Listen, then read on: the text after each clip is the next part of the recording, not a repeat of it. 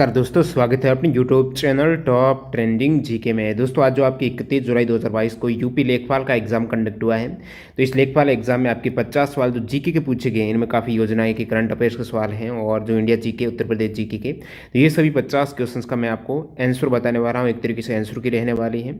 और बाकी इस पूरे पेपर में जो 100 सवाल थे, जिसमें 25 सवाल हिंदी के थे और 25 सवाल हैं वो आपकी मैथ के पूछे गए थे। जिन भी कैंडिडेट ने एग्जाम दिया है, लास्ट में कमेंट सेक्शन में बताना आपके इन 50 जीके के सवाल में से कितने करेक्ट हो रहे हैं, या फिर इन सभी 100 में से आपके कितने सवाल यहाँ पर करेक्ट हो पा रहे हैं, जैसे कि आपने आंसर की चेक की उसके अकॉर्डिंग। तो सवाल नंबर 51 से आपके जीके के सवाल कंटिन्यू होते हैं। तो यहाँ से अपन शुरू करते हैं, एक एक करके सभी का आंसर जाने। उससे पहले मैं आपको बता दूं दोस्तों, आज लास्ट डे है एपिक पास सेल का, जो टेक्स्ट बुक पर चल रही है। एपिक पास सेल है वो काफ़ी दिनों के बाद आती है, जिसमें एक साथ 3 ऑफर रहते हैं। जैसे कि इसकी प्राइस 1 अगस्त से बढ़ने वाली, तो आज लास्ट मौका। और 50% एक्स्ट्रा वैलिडिटी, 12 मंथ जो टेक्स्ट बुक पास की वैलिडिटी है, तो 6 मंथ और फ्री वैलिडिटी। साथ ही साथ तीसरा TTG के कूपन कोड यूज़ करेंगे तो 10% का और डिस्काउंट मिल जाएगा। आज ही इस डील को ग्रैब कीजिए। जो भी स्टूडेंट है ग्रुप डी वगैरह एग्जाम की तैयारी कर रहे हैं, तो बहुत कम समय में है। डेली मॉक टेस्ट लगाकर अपना कॉन्फिडेंस बढ़ाना है। टाइम मैनेजमेंट बेहतर करने के लिए कम समय में ज़्यादा सवाल अटेम्प्ट करना है, तो मॉक टेस्ट आपको लगाना ही होगा। टेस्ट बुक ऐप और वेबसाइट जाकर आज इस डील को आप ग्रैब कर सकते हो, जिसमें सेम एग्जाम पैटर्न और डैशबोर्ड पर आधारित सारे मॉक टेस्ट रहते हैं। रेलवे नहीं, SC, बैंकिंग, डिफेंस, 400+ एग्जाम्स के जो भी स्टेट और सेंट्रल लेवल गवर्नमेंट एग्जाम है, इन सभी के मॉक टेस्ट आपको एक ही पास में मिल जाएंगे। किफायती ऑफर है, जरूर लाभ उठाइएगा। तो चलिए यहाँ पर देख लेते हैं इन सभी क्वेश्चन का आंसर। पहला सवाल नंबर 51 का, नई प्रौद्योगिकियों का उपयोग करके ईंधन की बढ़ी हुई दक्षता से मनुष्य और पर्यावरण को कैसे लाभ होता है। तो प्रदूषण और खपत में कमी आ जाएगी। फ्यूल का काफ़ी ज़्यादा उपयोग हो रहा है, तो नई टेक्नोलॉजी का उपयोग करके आप प्रदूषण और खपत में है वो कमी ला सकते हो। और अगला सवाल देखते हैं यहाँ पर, कौन नेपाल में हिमालय पर्वतमाला में एवरेस्ट बेस कैंप को फतेह करने वाली सबसे कम उम्र के भारतीय पर्वतारोहियों में से एक बन गई है। तो रिधम ममानिया है। अभी हाल ही मार्च का करंट अफेयर्स है, जो कि 10 वर्ष की उम्र में सबसे कम उम्र का बात हो रही है। सबसे कम उम्र के भारतीय पर्वतारोहियों में से एक बन गई हैं, जो कि एवरेस्ट बेस कैंप को फतेह किया है इन्होंने 11 दिन में। ये महाराष्ट्र, वर्ली महाराष्ट्र से हैं, तो रिधम ममानिया करेक्ट हो जाएगा। अगला सवाल देखते हैं, किस देश ने मई 2022 में ब्रिक्स विदेश मंत्रियों की बैठक की अध्यक्षता की है। चीन ने की है। 2022 मई में जो ब्रिक्स विदेश मंत्रियों की बैठक है, इस समिट की अध्यक्षता चाइना के द्वारा की गई है। सुभाष चंद्र बोस को देश नायक किसने कहा है। देश नायक सुभाष चंद्र बोस को कहा है रविंद्रनाथ टैगोर। आपको पता होगा सुभाष चंद्र बोस को सबसे पहले नेताजी किसने कहा था, तो एडोल्फ हिटलर ने कहा था, और देश नायक की उपाधि है वो रविंद्रनाथ टैगोर ने दी है। नेक्स्ट यहाँ पर, किस रियासत के खिलाफ अभियान को ऑपरेशन पोलो कूट नाम दिया गया था। तो ये जो गुप्त अभियान चला था ऑपरेशन पोलो नामक, भारत आज़ाद हो गया था 1947। उसके बावजूद हैदराबाद जो रियासत थी, उनके जो अंतिम निज़ाम, 7वें निज़ाम थे उस्मान अली खान है, वो चाहते थे हैदराबाद अलग ही देश रहे। तो इस हेतु ऑपरेशन पोलो गुप्त अभियान भारतीय सेना के द्वारा चला गया और इसको विलय किया गया इंडिया में। ये बात है 1948 के सितंबर 1948 में ये अभियान चला था ऑपरेशन पोलो। हैदराबाद रियासत है जिसके अंतिम निज़ाम उस्मान अली खान है वो थे। नेक्स्ट यहाँ पर, भारत में निम्नलिखित में से किस राज्य में सबसे कम लोकसभा सीट है। तो आपको पता होगा सिक्किम और गोवा में आप कंफ्यूज हुए होंगे। गोवा में 2 सीट है लोकसभा की और सिक्किम में 1 है, तो सबसे कम सिक्किम हो जाएगा। EFT की फुल फॉर्म आपको पूछे तो इलेक्ट्रॉनिक फंड ट्रांसफ़र इसकी फुल फॉर्म हो जाएगी। बाफिन द्वीप है, बाफिन आइलैंड है, वो कहाँ पर है, तो वो दोस्तों कनाडा में है। ऑप्शन डी करेक्ट है। प्रेस की स्वतंत्रता भारत के संविधान के किस आर्टिकल में। प्रेस की स्वतंत्रता आर्टिकल 19 में हो जाएगा। कौन सा, अनुच्छेद 19। नेक्स्ट सवाल यहाँ पर, किस पंचवर्षीय योजना के बाद रोलिंग प्लान लागू किया गया है। तो 5वीं पंचवर्षीय योजना है ना, वो वैसे पंचवर्षीय योजना 5 वर्ष की है, लेकिन 5वीं एक सवाल पूछा गया था रेलवे में, कौन सी पंचवर्षीय योजना 5 वर्ष की नहीं रही। तो 5वीं 4 वर्ष की रही थी। 1978 है, 79 को कंप्लीट होनी थी, वो 78 को हो गई, और 1978 से लेकर 80 तक है वो रोलिंग प्लान चला था 5वीं पंचवर्षीय योजना के बाद में। नेक्स्ट वन यहाँ पर, 1942 में जब भारत छोड़ो प्रस्ताव पारित किया गया था, तो भारत का वायसराय था लॉर्ड लिन लिथगो। भारत छोड़ो प्रस्ताव के समय ये वायसराय था। BC रॉय पुरस्कार किस क्षेत्र में दिया जाता है। BC रॉय पुरस्कार है चिकित्सा के क्षेत्र में। आपको पता होगा अभी हाल ही में 1 जुलाई को डॉक्टर दिवस मनाया गया है, राष्ट्रीय डॉक्टर दिवस है, वो इनकी स्मृति में BC रॉय हैं, यानी ये चिकित्सा से जुड़े हुए हैं। और 1973 में ये पहला पुरस्कार दिया गया था BC रॉय पुरस्कार। अगला सवाल, निम्नलिखित में से भारतीय संविधान के किस अनुच्छेद में राज्य के नीति निर्देशक सिद्धांत हैं जो डीपीएसपी है वो किस आर्टिकल में है? 36 से 51। Very easy questions. Mahatma Gandhi ने नमक सत्याग्रह कहाँ से शुरू किया था? तो काफ़ी स्टूडेंट है जल्दबाजी में दांडी करेक्ट कर दिया होगा, जो कि गलत होगा। दांडी में खत्म किया था 12 मार्च 1930 को उन्होंने साबरमती से शुरू किया था। नवसारी दांडी में उन्होंने इसको खत्म किया था अप्रैल 1930 में। तो ये शुरुआत पूछा है तो साबरमती से हुई है। सती प्रथा को किसके द्वारा समाप्त किया गया था? सती प्रथा लॉर्ड विलियम बेंटिंक, सभी को पता होगा। ब्रिटिश शासन के दौरान भारत की अधिकांश जनसंख्या जीविका के किस क्षेत्र पर निर्भर थी? तो अधिकांश जनसंख्या है जीविका का प्राथमिक क्षेत्र है, क्योंकि कृषि पर निर्भर थी। तो रॉ मटेरियल है वो सारा कृषि वगैरह प्राथमिक क्षेत्र में आ जाता है। तो प्राथमिक क्षेत्र पहले भी अभी भी, और हालांकि जीडीपी में अब अधिकतम योगदान है वो ट्रस्टी का है, तृतीय क्षेत्र सेवा क्षेत्र का है। नेक्स्ट वाला देखते हैं। उत्तर प्रदेश भारतीय संघ में कितने राज्यों के साथ अपनी सीमा साझा करता है? अब भारतीय संघ में क्या राज्य भी और यूटी भी है, जिसमें उत्तर प्रदेश आपको कितने राज्यों का पूछा है तो राज्य 8 हो जाएंगे, और एक दिल्ली के साथ भी करता है, वैसे वो यूटी है। उत्तर प्रदेश की अर्थव्यवस्था है वो कृषि पर हो जाएगी। इजी सवाल, ऑप्शन बी। काफ़ी सवाल तो काफ़ी इजी थे। सबसे लंबा राष्ट्रीय राजमार्ग कौन सा है जो उत्तर प्रदेश से होकर गुजरता है? अब देखिए उत्तर प्रदेश का सबसे लंबा तो नेशनल हाईवे 2 हो जाएगा, जो इसका नाम अभी 19 है।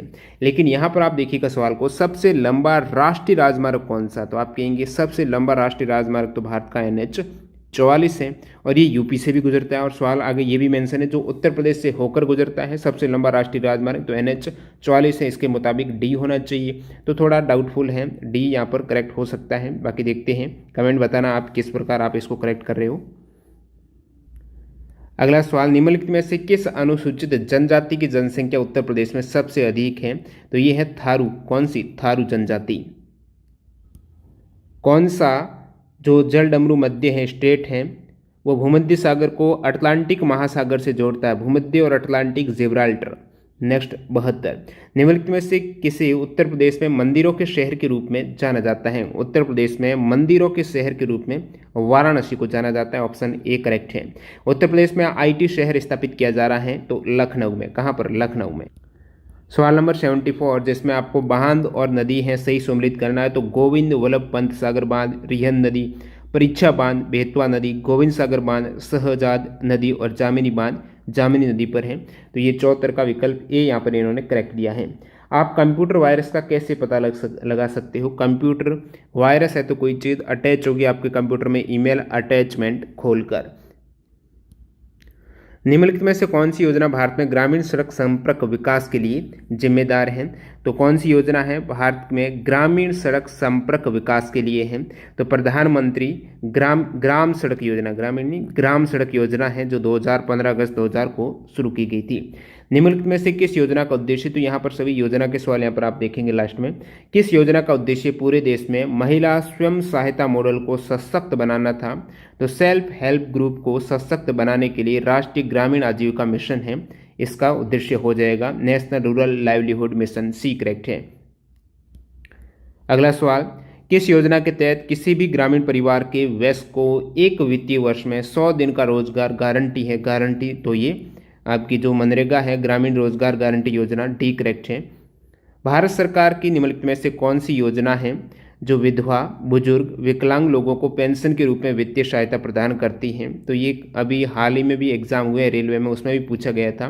तो ये योजना कौन सी हो जाएगी? जो असिस्टेंट वाली, सोशल असिस्टेंट स्कीम वाली हो जाएगी। तो NSAP है, नेशनल सोशल असिस्टेंट प्रोग्राम, 1995 में शुरू हुआ है, जिसका उद्देश्य है जो भी विडो है, बुजुर्ग है, विकलांग है, उनको पेंशन के रूप में वित्तीय सहायता देना, असिस्ट करना। ऑप्शन बी करेक्ट है सवाल नंबर 79 का। नेक्स्ट देखते हैं, निम्नलिखित में से किस योजना का उद्देश्य भारत में ग्रामीण गरीब लोगों को आवास प्रदान करना था? प्रधानमंत्री आवास योजना ग्रामीण। इजी सवाल, कुछ सवाल तो काफ़ी इजी है, विकल्प से डायरेक्टली हो रहे हैं। भारत सरकार की निम्नलिखित में से कौन सी योजना ग्रामीण क्षेत्र से शहरी क्षेत्रों में युवाओं के प्रवास जो पलायन हो रहा है उसको रोकने का प्रस्ताव करती है? तो ये जो प्रोग्राम है पूरा हो जाएगा, provision of urban amenities to rural areas है। ये वैसे कंसेप्ट था डॉक्टर APJ अब्दुल कलाम का। नेक्स्ट सवाल नंबर 82, पंचायती राज प्रशिक्षण संस्थान उत्तर प्रदेश में निम्नलिखित में से किस स्थान पर स्थापित है? लखनऊ। अगला सवाल, निम्नलिखित में से कौन से उत्तर प्रदेश के दौरा की गई ई स्वास्थ्य पहल है, तो ई हेल्थ इनिशिएटिव है जो उत्तर प्रदेश के द्वारा है, वो HMIS हो जाएगा, उत्तर प्रदेश HMIS। नेक्स्ट बात, निम्नलिखित में से भारत सरकार की किस योजना का मुख्य उद्देश्य बालिकाओं की उत्तरजीविता को सुनिश्चित करना है? तो बालिकाओं को बचाना है, Beti Bachao Beti Padhao, option B correct है। यूपी ग्रामीण सड़क विकास एजेंसी UPRRDA है, इसकी स्थापना 2003 में हुई थी। स्वच्छ भारत मिशन ग्रामीण चरण 2 है, जो फेज 2 है वो किस वर्ष लॉन्च हुआ है? 2020 में हुआ है स्वच्छ भारत मिशन ग्रामीण फेज 2। निम्नलिखित में से किस संस्थान का मिशन भूमि संसाधनों के स्वास्थ्य और उत्पादकता को एक स्थायी तरीके से संरक्षित करना और सभी संभावित खेती योग्य भूमि की रक्षा, पुनर्वास और पुनः उत्पन्न करना है, वो उद्देश्य हैं? तो कौन सी यहाँ पर संस्थान है जो मिशन भूमि संसाधनों के स्वास्थ्य और उत्पादकता को एक स्थायी तरीके से संरक्षित करना? तो संरक्षित करना उत्तर प्रदेश भूमि सुधार निगम। थोड़ा इस सवाल में डाउट है, उत्तर प्रदेश ग्रामीण सड़क एजेंसी भी थोड़ा लग रहा है इसका आंसर, तो कमेंट में बताना, बाकी ये यहाँ पर करेक्ट मेरे अकॉर्डिंग। नेक्स्ट सवाल, भूमि सुधार निगम के तहत स्थापित FFS का फुल फॉर्म क्या है? FFS है तो फार्मर फील्ड स्कूल हो जाएगा। सवाल नंबर 89, केंद्र सरकार की निम्नलिखित में से कौन सी योजना धुआं मुक्त ग्रामीण भारत की परिकल्पना करती है? धुआं मुक्त है तो LPG वाली जो प्रधानमंत्री उज्ज्वला योजना है, प्रधानमंत्री उज्ज्वला योजना, ऑप्शन सी करेक्ट है। अगला सवाल, ग्रामीण क्षेत्रों की अर्थव्यवस्था और बुनियादी ढांचे को मजबूत करने के लिए 2021 में कौन सी योजना शुरू की गई है? तो UP मातृभूमि योजना।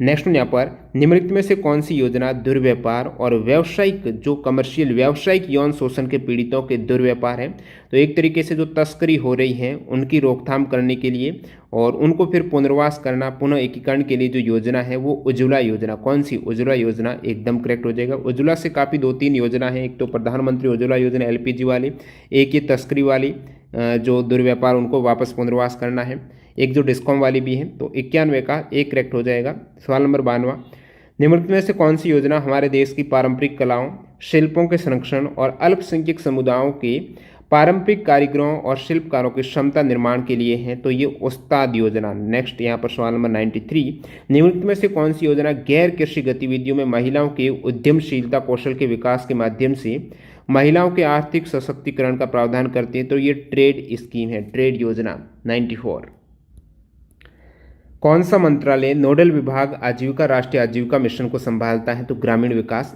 मंत्रालय, ऑप्शन बी।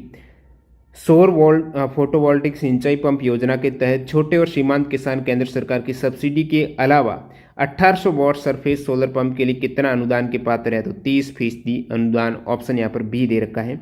कन्या विद्या धन योजना के तहत आर्थिक रूप से कमजोर परिवारों की लड़कियां जो हाई स्कूल पास हैं को उच्च शिक्षा प्राप्त करने के लिए एक मुफ्त राशि है, वो है 30,000। कितनी? 30,000, ऑप्शन सी।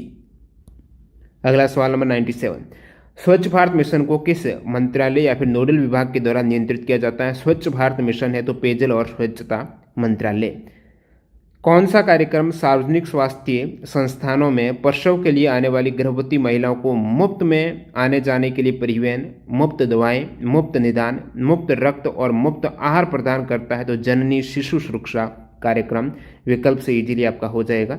अगला सवाल यहाँ पर सवाल नंबर 99, निम्नलिखित में से किस मंत्रालय या नोडल विभाग के केंद्र में एकीकृत बाल विकास सेवा योजना के कार्यान्वयन की प्राथमिक जिम्मेदारी है? तो महिला एवं बाल विकास मंत्रालय। अंतिम सवाल, निम्नलिखित में से कौन सी योजना पंचायती राज मंत्रालय के द्वारा गांवों की आबादी के सर्वेक्षण और ग्राम क्षेत्रों में उन्नत प्रौद्योगिकी के साथ मानचित्रण के लिए है? तो ये हो जाएगी स्वामित्व स्कीम, ऑप्शन सी करेक्ट है। तो इस प्रकार आपने देखे ये सवाल 25 तो आपने योजनाओं के देखे, इंडिया जीके हो गया, उत्तर प्रदेश का करंट अफेयर जीके है, और जो भी 50 सवाल हैं जो जीके के स्पेशल पूछे गए हैं आपकी यूपी लेखपाल में, इनका एकदम एग्जैक्ट आंसर है। तो आप कमेंट सेक्शन में बताना आपके यहाँ से कितने सवाल करेक्ट हो रहे हैं, कितने अटेम्प्ट किए हैं, वो जरूर बता देना।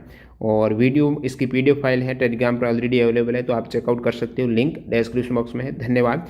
और जो भी कैंडिडेट है मॉक टेस्ट सीरीज से जुड़ना चाहते हैं तो आज लास्ट डे है, कल से प्राइस बढ़ने वाली है। टेक्स्ट बुक पर जाकर इस कूपन कोड से आप 10% का एक्स्ट्रा डिस्काउंट भी ले सकते हो। धन्यवाद।